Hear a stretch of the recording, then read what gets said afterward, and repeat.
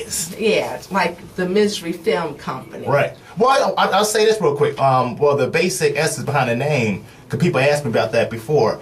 Land of Misery is based on the concept that at times being a person of color can be a miserable experience here in America. But in spite of that, have come a slew of people, individuals who have survived in spite of, even in face of tremendous odds, have sprung hip-hop, rhythm and blues, and many athletes and other people who have went on to do great things. So Land of Misery is not a land of despair, but a land of hope and great inspiration. So that's the deep concept behind it. And I have a lot of misery, too.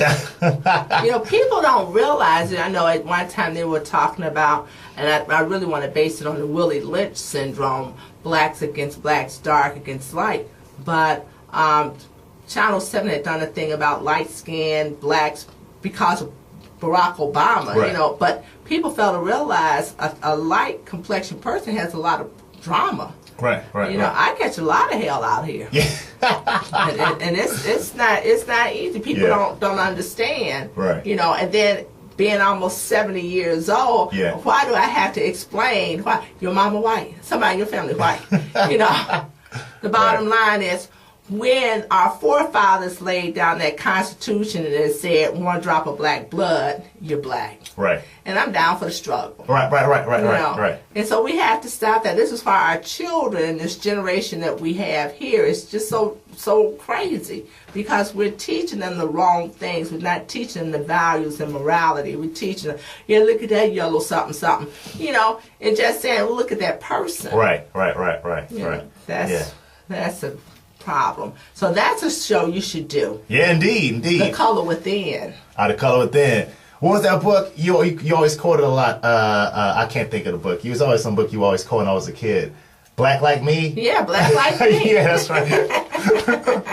I've always been into this black liberation. Right. As a young person, you know, growing up, because it seemed like I was always fighting because you either had light skin or you had long hair, and I'm always fighting. I know the worst fight I had was when my Aunt Lucinda and I were on 63rd and Stewart, and it was the day that Dr. King got assassinated, April 4th, 1968, and we got pushed off the bus and beat. Right. You know, over there, and I was a student at Inglewood High School. Right. So I'm going through this stuff because I'm light. Come on, we gotta address those. Donnie, you want to say something? Come on, talk to me. But that's we had to. Now that you ask me, we have to get rid of it. It's a slave mentality. Right. Whether you're light or dark, we're still one people. Thank you. Don't let the enemy divide you because of skin color. True that. Now, Donnie could audition for a part. And that nice little cool little voice, man. It came on like Barry White. It's kind of cool. I like that. Can you sing, Donnie? Okay. You say, I'm not working in this gospel station for nothing.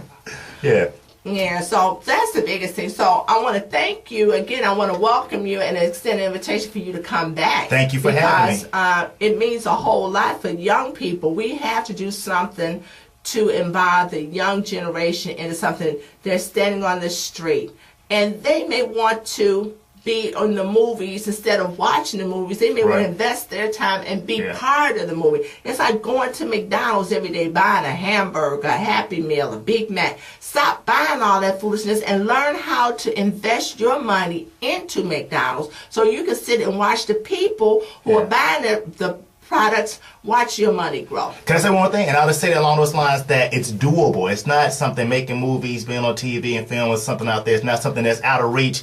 It's absolutely doable. You believe it, jump out there. Not only is the sky the limit, the universe is the limit. But you got to believe it. It's out there. It's attainable. Very good. I want to thank you, Mr. Bradford Stevens, for being my live studio guest on In the Know with Mo.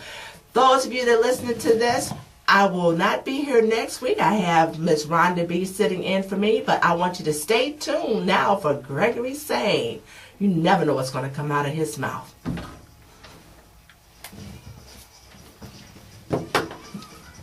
That's a wrap. That's a wrap. Yeah.